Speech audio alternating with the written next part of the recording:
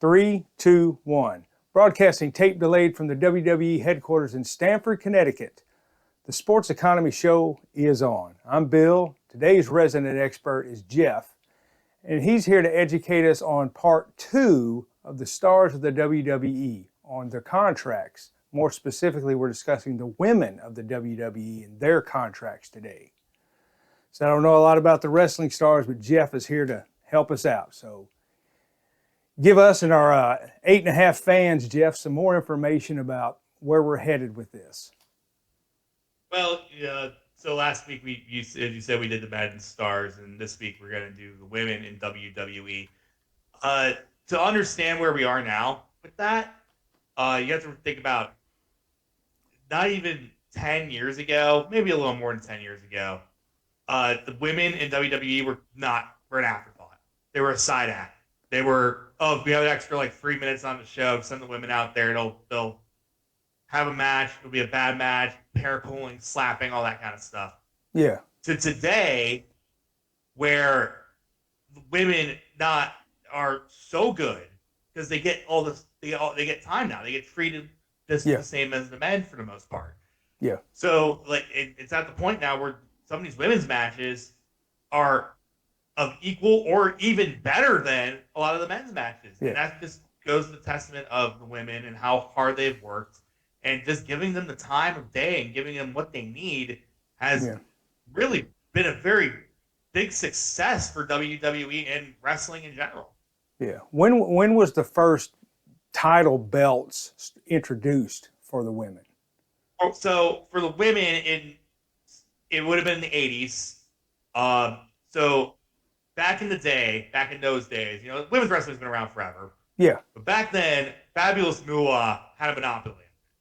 She was constantly the world champion. She was world champion for 30 some odd years, if you look at record books. So there really wasn't a lot of competition. They just set her up to be right. Yeah, and in the 80s, there were wrestlers like Wendy Richter who came around. A big part of the rock and wrestling was Cyndi Lauper. And then in the 90s, it was really Alundra Blaze, a.k.a. Medusa. And then you had people from Japan like Bull Nakano come over. But by the mid-90s, the WWF at the time had pretty much phased out the entire women's division, and Medusa went on WCW television and threw the women's belt in the trash. Okay. That's how upset she was. Now they reintroduced the women's belt in the late 90s. Women had a role in during the Attitude Era. There was a lot of things the women had to do that they would never be asked to do today, and there's a good reason for that. It was quite inappropriate back then. Yeah. And you look back on it now, you're just like, oh my God, we really let that happen. But as that time went on, the women's title was part of it. The Divas title was introduced. They actually had two women's titles at one point back in the mid-2000s, and then those titles merged into the Divas title, and they were just referred to as Divas for a while. That was like a whole branding. Yeah. That term became a little outdated by the mid-2010s. And that was where, and then in the middle of the 2010s, there was a match. I think it was like Nikki Bella against somebody. I can't remember who the other wrestler involved was. Maybe it was E. Torres, someone like that. Wrestlers were decent in their own right, but they got 2 minutes on Raw one night, and people on Twitter went out and said, "Give Divas a chance." The hashtag "Give Divas a chance." Yeah. That's when WWE started noticing, hey, maybe we need to treat our women a little bit differently. Yeah. There's a fan base for them. Yeah, there was a fan base for them, and Triple H recognized that immediately. He was in charge of NXT. He started to sign all these great women's wrestlers like Charlotte Flair, Bayley, Becky Lynch, Sasha Banks were the first four. They're called the Four Horsewomen of NXT. Yeah. And that's where the thing started turning around when it came to how women were treated. And I think it was I can't remember what year they did an all-women's pay-per-view. I want to say that was 2017. They did at WWE Evolution. But that's also a point where they were able to showcase. Bayley and Sasha Banks had great matches. It was you saw the tide shift, and you fast forward to today. You look at night 2 of WrestleMania. The best match on that card was the women's triple threat match this year, in my opinion. Okay. So that leads us to, what are these women making today? Yes.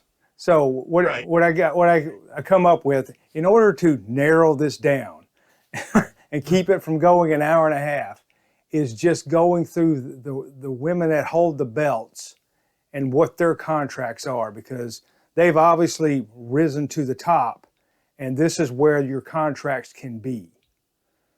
Absolutely. So right now, the women's world champion is, I have to get you right because I forget. Champion, it's Io Sky, right? Yes. She is a Japanese superstar. She is a incredible professional wrestler. She's a great aerobatic wrestler. She is the women's world champion at the moment. She defeated Rhea Ripley on an episode of Raw to win that a couple months ago. She's probably making a good. She's been with WWE for, I'd say, I think she signed 5 or 6 years ago. So she's probably making a good 1.5 mil at this point as the women's world champion. So she signed. So she signed about a 5-7 year contract. Well, I think she might be on her second contract here. Okay. Because she was originally in NXT before she got moved up. Okay. Most of the women, almost all of them, have spent time in NXT. Yeah. I will say that. As for the WWE Women's Championship, that is currently held by Tiffany Stratton. Now, Tiffany, this is an interesting story. She got a rocket shoved in her because she went from NXT a year ago to being the women's champion now. So she's very young. I think she's about 25 years old. So she might be making a little bit less. She might be making mid $100,000s, like probably like $300,000-$400,000 a year, just because she's still so new, she's still so green. But she's very, very popular. She sells merchandise. She has a great personality for wrestling, and people are really drawn to her. So she's gonna get a nice contract boost next time. So she's on her. So what you thinking? She's on her first contract with WWE? I think she's on her first contract. Yeah. Okay. Because she's still pretty young. So. All right. And we have the secondary titles. So this is going to be fun. Lyra Valkyria. Who? That's a great name. Oh, a great name. And I think very, very highly of her. She's a great wrestler. She's great in the ring. She's great personality. Very, very, very cool gimmick. She's from Ireland, and this is how much they trust her with this. She's in a program with Becky Lynch, who is the top women's star in WWE right now. Becky just re-signed a contract. She actually had let her contract expire and then re-signed right before WrestleMania again. And they actually won the women's tag titles, and then they lost it the next night, and then Becky turned heel, and it became a whole thing. But Becky she probably makes the most money on the roster, with the exception of Charlotte Flair probably. But Lyra's been in NXT for a couple of years. She just got the call up a few months ago to Raw. Yeah. She's probably in the same area as Tiffany Stratton, probably a little bit less. I don't think she's as popular yet. I think she will be. I think she's a future world champion. I think the sky's the limit for her. There's something about her. There's always something that catches my eye about a certain wrestler that I just know they're going to be successful, and she just has that. Okay. And I'm very excited to see what she does. But right now, she's probably making a couple $100,000 a year. She's probably selling some merchandise now. So she's probably doing very, very, very well for herself. Yeah. Now the Women's United States Champion was Chelsea Green. It is not Chelsea Green anymore, unfortunately. Former Jeff Schneider interviewee. You want to see that? You look at my YouTube channel. Yeah. Women's United. See, this is what happens when I watch for a couple of weeks. You know. Yeah. Well, I looked a lot of this up, and the internet is full of all kinds of things. So I was like, not being, as involved in it as other people, you just kind of don't understand all that's going on. Because I Right. mean, if there's say 5 champions and they change regularly, it's hard to dig this up. Yeah. And WWE has done very, very well about not letting their titles change hands too often. They Yeah. they actually use the championships to establish people, which is Yeah. what they need to be doing, which is what they're intended for. They got away from that. There are eras where they get away from that, and the belts become hot potatoes and just become props. But I think they look a little more conscientiously about it. So the current Women's United States Champion is Zelina Vega, who is she's been around WWE for a very long time now. Probably a good, I'd say 7 or 8 years at this point. Now she's never been a superstar. She's never been the most popular wrestler. She was mainly a manager when she came through, actually, when she was first coming up. I think they never really intended to use her as in a wrestling capacity very much. Yeah. But she credit to her, she's pretty good in the ring, and they're giving her a chance with this United States title as a little scrappy underdog. She won it a couple weeks ago off Chelsea Green, who Chelsea herself just re-signed with WWE, actually, according to Fightful. So, yeah, Zelina's probably making some decent money, probably, I don't know, mid-100,000s, because she, like I said, she's never been a mega star. She's not one who really sells a lot of merch, I don't think. But good news for her is her husband, Aleister Black, just signed back with WWE as well. So I think she'll be around for a little bit. Okay. And she's able to, and we'll see what she do with this title run here. Yeah. Now the tag team champions, Liv Morgan and Raquel Rodriguez, but both were involved in a pretty prominent storyline. Liv specifically was in a prominent storyline the past year with Dirty Dom Mysterio, becoming part of the Judgment Day. She was the women's world champion at one point. She's making pretty good money. She's starring in a Hollywood movie. I can't remember which one right now. She's being a big part of that. So she's making pretty good money too, probably mid-100,000s as well. Yeah. She will get a pretty good contract next time around. She decides to continue wrestling. Yeah. Well, a lot of these people, what you're saying is, it's just like football or baseball, whatever. Yeah. Once you're coming up, you're not making a ton of money. On your second and third contracts where you make all your money. Yeah, that's exactly right. And that's, again, I bring up AEW because that's helped them. This competition, with this slight competition they have with AEW, does help when it comes to negotiations. Not only for money, but creatively too. Yeah, because they realize, if we don't up their salary, they can just go over there and make the same thing. So we start losing all these people. And then, our product is deteriorated. So it's part of owning a business. Competition's out there. Exactly. If you want your best people, you're going to have to start paying for them eventually. Yeah.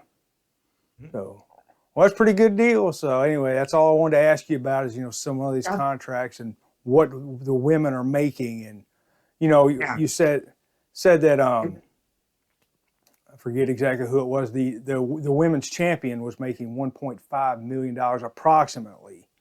I would think so, but again, it depends on the individual. I mean, like Becky Lynch probably makes the most money in the women's division.